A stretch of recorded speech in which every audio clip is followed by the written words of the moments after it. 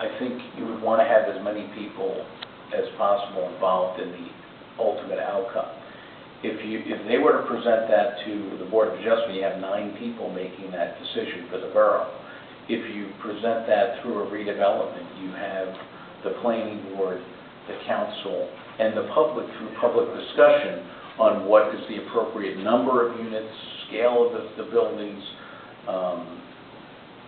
all of those things. If you weigh out the cleanups and the infrastructure improvements, that's a much broader discussion than it would be with people being noticed within 200 feet of the site. I don't disagree with you. Yeah. As I said, I don't disagree that that's an area in need of redevelopment. I don't disagree with you that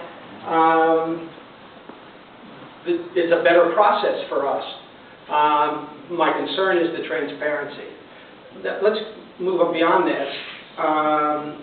We've talked about now that, at any point in time we can decide to bail out if we don't want to do it. The problem with that idea is that we're spending money during this process.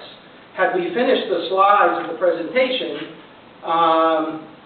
it would have come out that to hire a planner, in particular topology, which we've already are working with on Post Office Plaza, that it would cost $8,000, right? And that's for a certain stage of the process.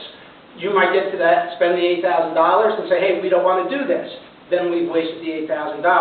You could get $15,000 or $20,000 into the process, and if you decide to bail on the project, then we're out that money. And that's a concern to me as well. So the question is, are we willing to make that investment in the future of Chatham? Yeah, it is an investment. You're basically paying for a study. The study that was done for Post Office Plaza actually turned out to be a really good study. It was informative in terms of the analysis of what was there, the current uses, the functional obsolescence, and why it just met all the criteria for an area needed redevelopment. They could do that, and we could say, okay, yeah, we spent $8,000, but at least we're smarter now, and this doesn't really apply here. You do get to a certain point in these things where it keeps moving forward, where the cost flips to the developer, and the borough's costs get to the point where they start to be recovered. That's only if the project goes through. If there's a real project. So that's why concept plans at this point, at this early stage, are really meaningless, and because, 340 units, that may or may not fly at all. That may be a density none of us are comfortable with. The market may tell the developer, forget it, 340 units, you're going to have a 50% vacancy rate there.